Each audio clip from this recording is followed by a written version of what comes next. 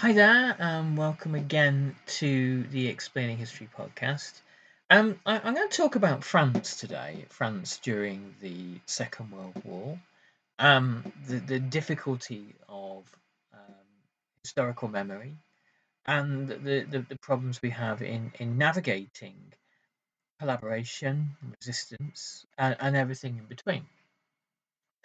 So, um, obviously, France falls in the summer of 1940. France's war is traumatic to France for very specific historical reasons.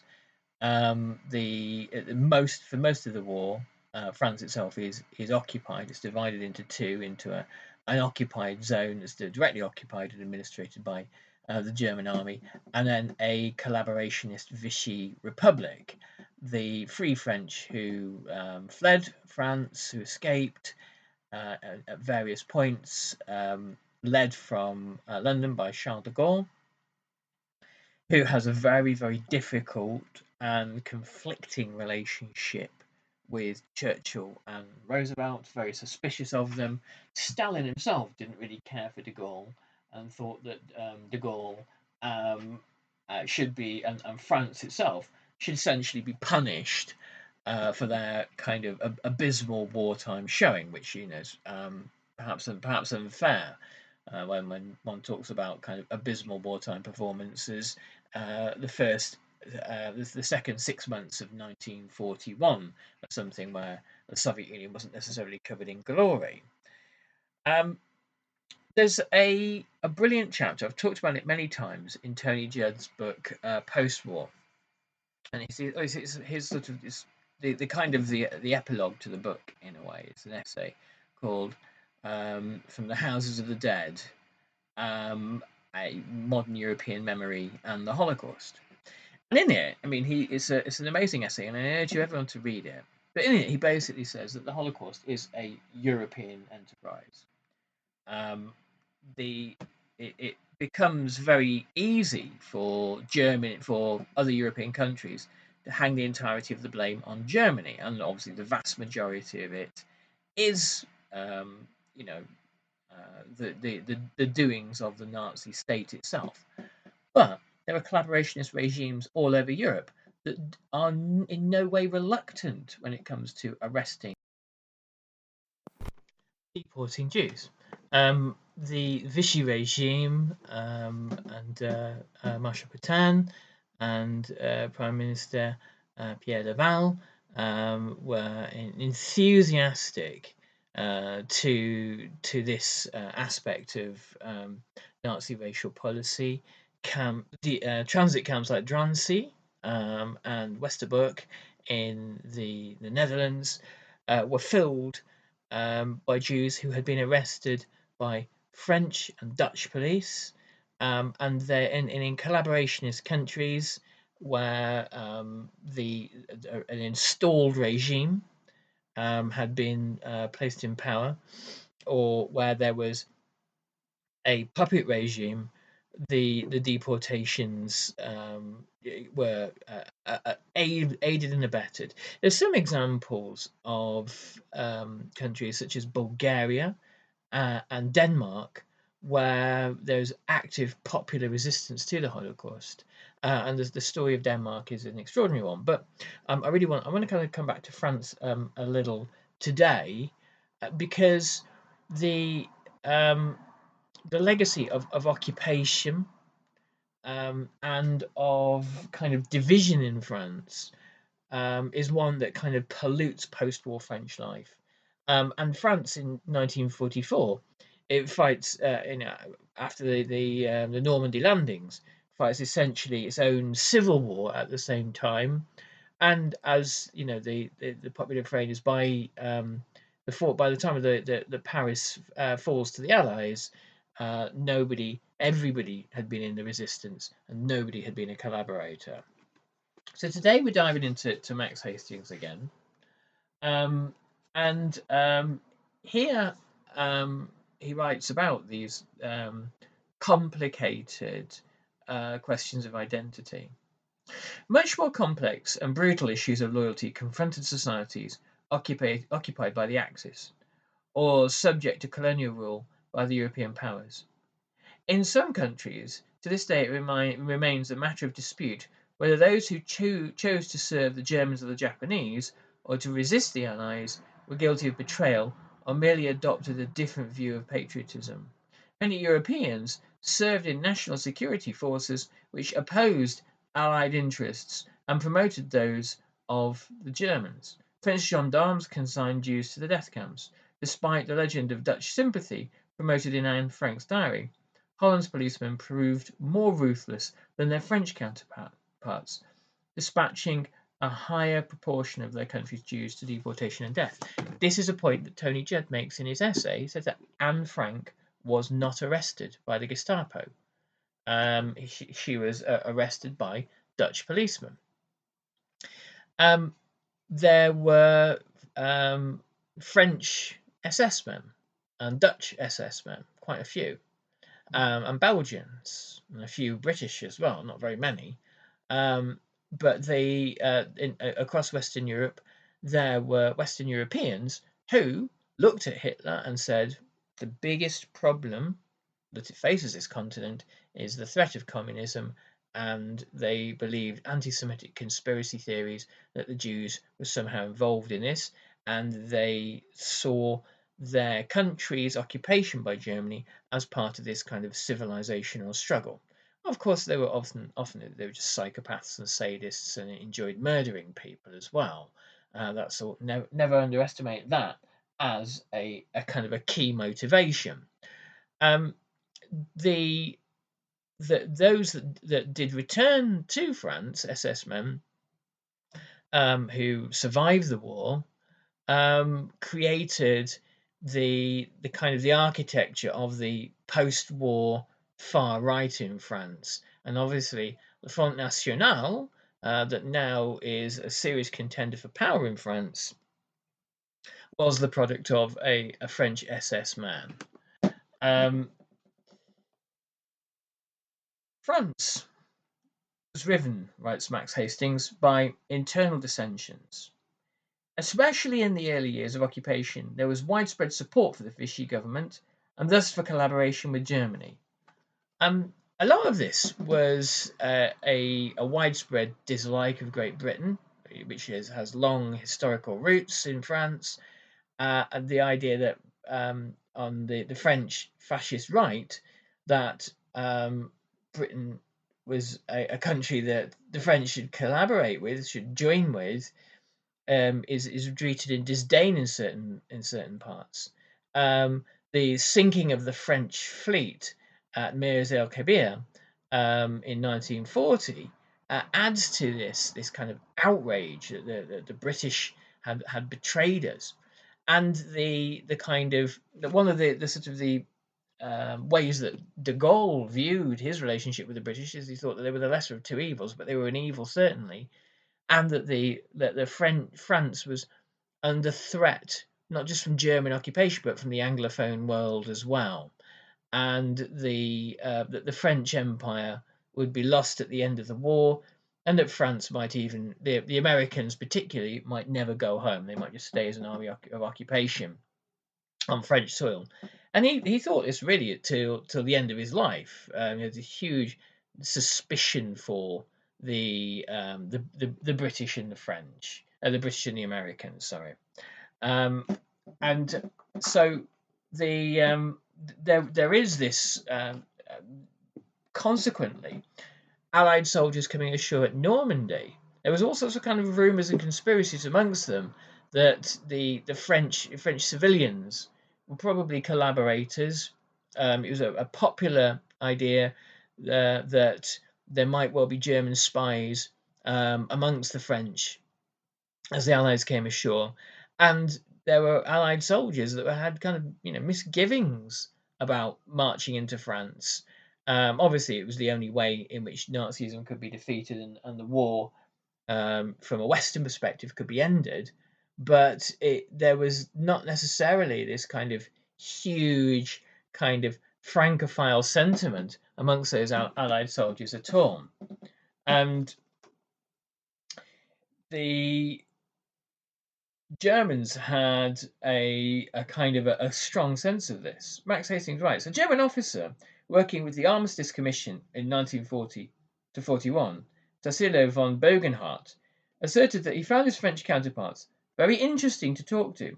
I suspect that the fortitude of the British in the face of our bombing rather annoyed them. They admired and respected Marshal Pétain as much as they detested the Communists and the Front Populaire. Some 25,000 Frenchmen served as volunteers in the SS Westland Division, though the colonial authorities in a handful of France's African possessions rallied to de Gaulle in London. Most did not. So, again, this is really interesting. So, Pétain, this hero of the First World War, was admired, and they looked upon the British fortitude and sticking the war out with annoyance. It's kind of, why don't you give up and let Germany have what it wants? And again, this is another thing that Tony Judd argues in his book Reappraisals, and one of his essays about the fall of France was he says there's a picture of the top brass of the French army after the defeat, kind of laughing and smiling with their German counterparts. And part of it, he posits, is because they knew that in their eyes the real threat to France would be taking care of the communists, and the idea that Germany as this kind of Nazi Germany as this kind of anti-communist crusade would take down the largest communist party in Europe, and it's certainly the Communist Party in France is destroyed as a result of the war, or temporarily kind of crippled as a result of the war. The much of the French Maquis is communist, but there were many French officers that thought that the greater threat was to save Catholic France from godless atheistic communism. Running a business is hard work. Building your website shouldn't be. With Wix, you can express your ideas, give direction, then leave the heavy lifting to AI, from site creation to branded content and images. Have fun with the details. Customize what you want the way you want, and manage your whole business from a centralized dashboard with expert AI tools. Build, scale, and enjoy the incredible results. You can do it all yourself on Wix. Even after the US entered the war, French soldiers, sailors and airmen continued to resist the Allies. In May 1942, when the British invaded Vichy, Madagascar, to preempt a possible Japanese descent on the strategic island, there was a protracted fighting. Madagascar is larger than France, 1,000 miles long.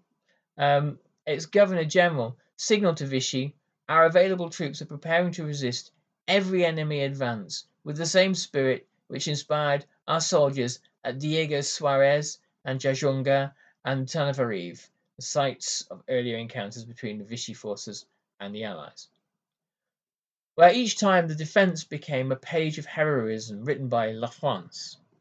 So there were wars fought between France and Britain during the Second World War, between Vichy France and Britain anyway, with Free French alongside the British, and one of those is for the invasion of Vichy Syria. And so it just goes to show the kind of the fragmented, multifaceted nature of the Second World War. It's not simply a case of Allied powers, united and unified Allied powers versus Axis powers. There are points at which there's fierce fighting between the British and the French during the Second World War. Clashes at sea made it necessary for the Royal Navy to sink a French frigate and 3 submarines. In the Madagascar shore campaign, 171 of the defenders were killed and 343 wounded, while the British lost 105 killed and 283 wounded. When the governor ordered the submarine Glorieux to escape Vichy Dakar, its captain expressed frustration at being denied an opportunity to strike a blow at the British fleet. All on board felt a keen disappointment that I did myself at sighting the best target a submarine could ever be given, without also having a chance of attacking it. The defenders of Madagascar finally surrendered only on the 5th of November 1942. Once again, few prisoners chose to join de Gaulle. Everywhere Vichy held sway, the French treated captured Allied servicemen and civilian internees with callousness, sometimes brutality. The French were rotten, said Mrs. Ina Stoneman, a survivor from the sunken liner Laconia, held in French Morocco. We ended up thinking of them as our enemies and not the Germans. They treated us like animals most of the time. Even in November 1942, when it was becoming plain that the Allies would win the war, the resistance offered by French troops shocked the Americans landing in North Africa. In mainland France, the resistance enjoyed support from only a small minority of people until the Germans' 1943 introduction of forced labour persuaded many young men to flee to join Maquis groups, for which they afterwards fought with varying degrees of enthusiasm. The challenge to the occupiers was difficult and highly dangerous. Given the strong French tradition of anti-Semitism, there was little appetite for assisting Jews to escape the death camps. It's always worth remembering that actually, statistically, the two countries with the longest European kind of histories of anti-Semitism by the turn of the 19th century, by the turn of the 20th century, are actually France and Russia. Germany is something of an outlier, and France's dreadful treatment of its Jewish citizens during the Dreyfus affair in the 1890s is a kind of a key indicator of that. So there was this long, long history of French anti-Semitism. And also, I think it's really important to point out, and again, and I think this is true of resistance movements around the world, but the French Marquis actually, for a significant period of the occupation, don't have much support. And why? Because people are kind of immersed in everyday life. They are not thinking wildly patriotically. They're thinking about surviving under the difficulties of German occupation. They are thinking about dealing with shortages. They are thinking about dealing with the difficulty of having German soldiers garrisoned in their town. They're thinking about all sorts of things, but they're not often thinking about waging guerrilla warfare in the interests of some kind of notion of either the restoration of some kind of patriotic French Republic, or seeing the war as some kind of opportunity to transition and bring about revolution and bring about a communist France. And the resistance only swells, a bit like the anti-war movement in America only swells to gigantic heights when the draft lottery is introduced. When suddenly young men know that they're going to be sent to France as effectively serfs, then all of a sudden resistance seems a lot more attractive. But the extent to which there was kind of meaningful meaningful resistance amongst many, and the varying degrees of enthusiasm is a kind of a real matter of debate. And this starts to kind of puncture many of our kind of more romantic notions about resistance. It's always worth pointing out as well that resistance is a brutal, ugly business. That French resistance fighters did things every bit as kind of brutal as the IRA or Hamas or any kind of terrorist or paramilitary organization you can mention. Did they shoot civilians? Yes. Did they take collaborators out, suspected collaborators out, and execute them? Yes. Did they did they assassinate German officers in the full knowledge that the Germans would go and mow down an entire village? Yes. And so there aren't good freedom fighters and bad terrorists. There are kind of mixtures of the two, and shades of grey, and all sorts of other kind of moral complexities that we don't really like to look at. for my money, if you watch Disney Plus's show Andor, you get about the best take on all of this in a kind of a fictionalized setting. Really, really fantastic show. Much of France's aristocracy collaborated with the Germans, as well as with the Vichy regime, which governed central and southern France until the Germans took them over in November 1942. There are honourable exceptions, however, noted amongst them Countess Lily de Pastre. She was born in 1891, her mother a Russian, and her father a rich French member of the Noailles Vermouth dynasty. In 1916, she married Count Pastre, and who had his fortune derived from a 19th century family shipping business. One of their 3 children, Nadia, assisted wartime Allied escape lines. In 1940, the Countess was divorced, but continued to live in style at the family's Château de Montredon, south of Marseille. She began to lavish her fortune on making Montredon a haven for artists, many of them Jewish, who'd escaped from the German-occupied zone. She created an organization pour que l'esprit vive, so that the spirit may survive. Apologies if you're listening in French, and that was a terrible translation. Vive, sorry. To finance shelter and shelter people at risk. Up to 40 fugitives at any one time, writers, musicians, painters, became long-stay guests at the chateau, including such artists as André Masson and the Czech Rudolf Kundera. Together with Jewish pianist Clara Haskell and harpist Lily Laskin. Pastre arranged for Haskell's treatment for a brain tumour and a subsequent escape to Switzerland. So, yeah, there are many of these kinds of stories, and yet the trend is in the other direction, unfortunately. Brave people are outliers in these situations, primarily because most of us in those kinds of situations aren't like that. There's a great bit in the biography of Hitler, his 2-part biography of Hitler by Ian Kershaw, where he basically says, I would love to have thought I would have fought the good fight, and I would have risked everything for freedom and justice. But the reality is that most of us don't do that. Most of us, understandably, are in the business of surviving. And that's what most Germans in Nazi Germany did. And that's what most French people under the occupation did. And I think talking like this is really important because it helps us to establish all sorts of shades of grey, all sorts of moral complexities and moral difficulties, and all sorts of choices that people make. But it also shows us that there are popular ideas out there during the Second World War that we often don't acknowledge, that there was often quite a lot of support for Germany amongst ordinary French people, Vichy and directly occupied in general.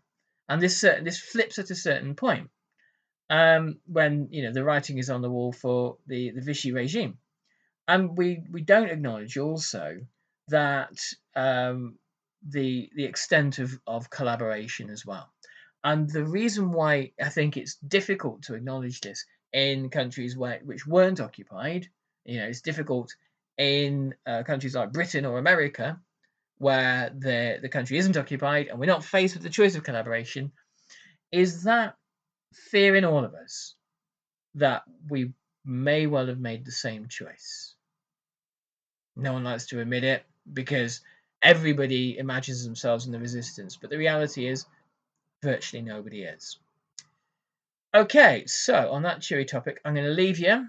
Take good care now, and I'll be back with some awesome interviews tomorrow.